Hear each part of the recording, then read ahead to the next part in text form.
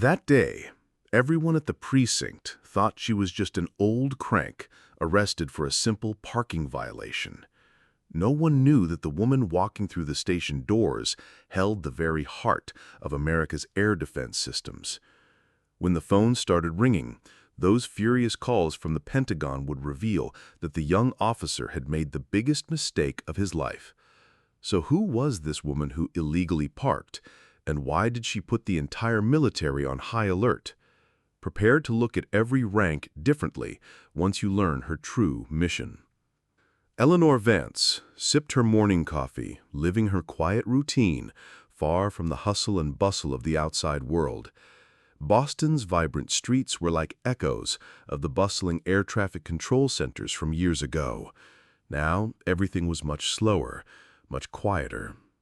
Her hair had turned gray, her clothes outdated but clean. As every morning, she set off for the local public library. She parked her old, trusty car in the authorized vehicles only parking spot near the library, as she always did. It wasn't strictly allowed, but Eleanor believed she had a special permit for herself, a rule within, even if she didn't tell anyone. Young police officer David Miller was particularly energetic that morning. His new epaulets gleamed on his shoulders, eager to exert the authority of his profession at every opportunity. A satisfied smile spread across his face when he spotted an old car parked in a clearly prohibited area in front of the library. An elderly woman stood beside it, holding a book, looking entirely ordinary. "Air Force?" David mumbled, glancing at an old sticker on the car's windshield. "I guess some people take their retirement too seriously." David approached Eleanor, his voice authoritative but condescending. "Ma'am, parking here is prohibited. May I see your ID and vehicle registration?" Eleanor looked at David with calm eyes. "Excuse me, officer, I was in a hurry. I'll be out in 5 minutes." David smirked. "I'm sorry, but this is a violation. I'll have to issue a ticket." Eleanor, without breaking her calm expression, turned to David. "I know Commissioner Vance. I can explain the situation to him. He'll understand." These words wiped the smirk off David's face. "Who do you know? Commissioner Vance? Are you trying to teach me the rules?" he said, his voice beginning to rise. Eleanor maintained her composure, took her registration from her hand, and locked the car doors. This action infuriated David. The young officer, filled with anger, raised his voice further. "Are you resisting arrest? Hands on the car, ma'am." Eleanor wasn't surprised. She calmly turned and placed her hands on the car's hood. David quickly drew his weapon from his holster, pointed it at Eleanor, and swiftly applied the handcuffs. "We're going to the precinct," David snarled, his voice trembling, "and there I will teach you who you have challenged." This was the moment the young officer initiated the biggest mistake of his life. The cold neon lights of the precinct made the lines on Eleanor's aged face even more prominent. As David escorted her to the interrogation room, a sneer still played on his face. Old people sometimes forget the rules. Even pointing a gun at an officer, he mumbled to himself. In the interrogation room, Eleanor was offered a glass of water. She politely declined.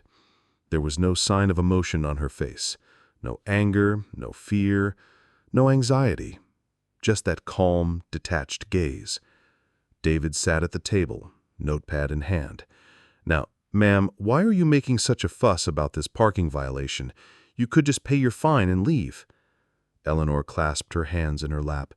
"There should be better ways to resolve this," she said, her voice almost a whisper.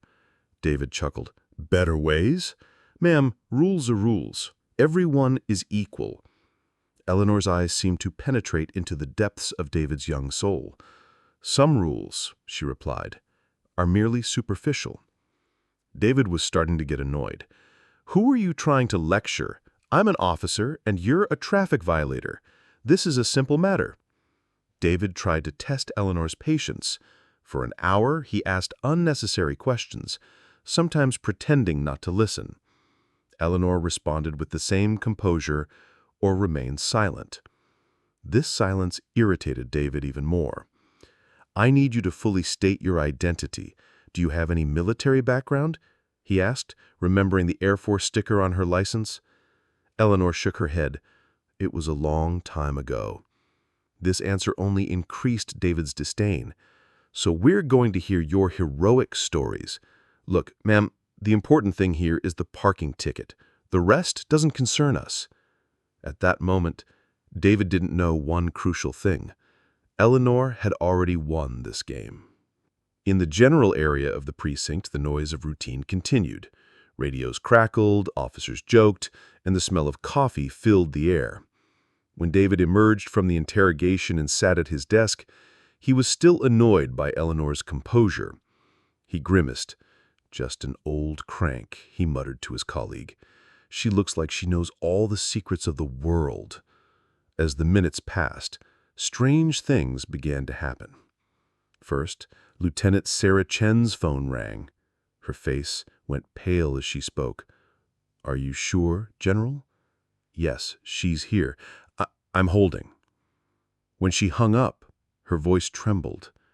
"David, what was the full name of the woman you brought in for the parking violation?" David shrugged. "Eleanor Vance." "Why?" Lieutenant Chen frantically dialed a number. "She's here." "Yes. Now." A few seconds later, the precinct's main phone line rang. Deputy Commissioner Reynolds answered. His voice rose and fell according to the authority of the person on the other end. "Sir, this must be a misunderstanding." Of course. Immediately. I'm holding." When Reynolds hung up, his face was as white as a sheet. "Miller," he roared, "bring me that woman's ID immediately." David was stunned. "What's going on, Deputy Commissioner? It was just a parking violation." Reynolds was fuming. "Just a parking violation? The Pentagon just called, directly from General Thompson, commander of the Air Force, and for this woman we were just threatened with demotion." The atmosphere at the precinct had shifted. The smell of coffee was replaced by a tense silence and urgent whispers from the radios. David's heart pounded in his chest. All eyes were now on the old crank that David had just brought in. What they didn't know was, this was just the beginning. The precinct door suddenly opened, and a sharp, authoritative figure entered. General Marcus Hayes, his uniform immaculate, every line on his face whispering years of experience. Behind him were two Pentagon officials in suits. General Hayes's gaze swept the room and immediately fell on Eleanor's ID sitting on David's desk. David and the other precinct officers instantly snapped to attention. But General Hayes didn't even look at them. His eyes were locked directly on Eleanor in the interrogation room. "General Vance," General Hayes boomed, his voice echoing off the precinct walls. "What are you doing here?" David's and all the precinct personnel's jaws dropped. General Vance? This old, ordinary woman? General Hayes opened the interrogation room door. Eleanor rose from her seat, a faint smile on her face. General Hayes snapped to attention in front of Eleanor and saluted her. This salute sent a shockwave through the precinct. The officers held their breath. David blinked. He couldn't believe what he was seeing. Eleanor calmly returned General Hayes's salute. "General Hayes," she said, "it's been a long time." General Hayes's voice now resonated throughout the precinct. "This woman," he said, pointing at Eleanor, "is one of the most important strategic minds the United States Air Force has ever known. Retired Lieutenant General Eleanor Vance. For those who don't know, she was at the head of the Apex Control Center during the most critical periods of the Cold War. As many don't know, she single-handedly managed one of the largest air defense exercises in the country's history. Thanks to her, our continent was protected from a potential threat. And you arrested this woman for a simple parking violation?" His words froze the already chilly air of the precinct even further. David's face turned crimson. Deputy Commissioner Reynolds, his voice trembling, mumbled, "Sir, we didn't know." General Hayes raised his voice. "You didn't know? That means you refused to see the information right in front of your eyes. That's why when you looked at that woman's ID and saw only an old crank, you should have realized the real problem. Silence enveloped the precinct like a heavy shroud. General Hayes turned to Eleanor, his voice soft. "General Vance, I apologize for this unpleasant situation." Eleanor nodded. "It's all right, General. This only shows that some lessons still need to be learned." General Hayes turned to Deputy Commissioner Reynolds. "I want this case immediately dismissed and all of General Vance's records cleared. Furthermore, all personnel at this precinct will undergo respect and prejudice training. This kind of incident will not happen again." Reynolds nodded, his voice barely audible. "Yes, General." David, his face flushed with shame, approached Eleanor. General Vance, I'm so sorry. I didn't know." Eleanor looked at David.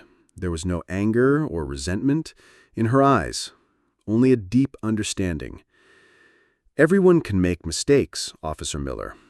The important thing is to see the truth in the mirror and learn from it." David nodded, his voice choked. "Thank you, General." Eleanor gently squeezed David's hand and exited the precinct with General Hayes. As they walked out the door, she saw the young officers looking at her with respect, some with admiration, some with surprise, but none with mockery. Outside, General Hayes's official vehicle was waiting. Eleanor smiled faintly as she got into the car. The parking ticket dismissed, the doubts dispelled, and true worth made visible once again.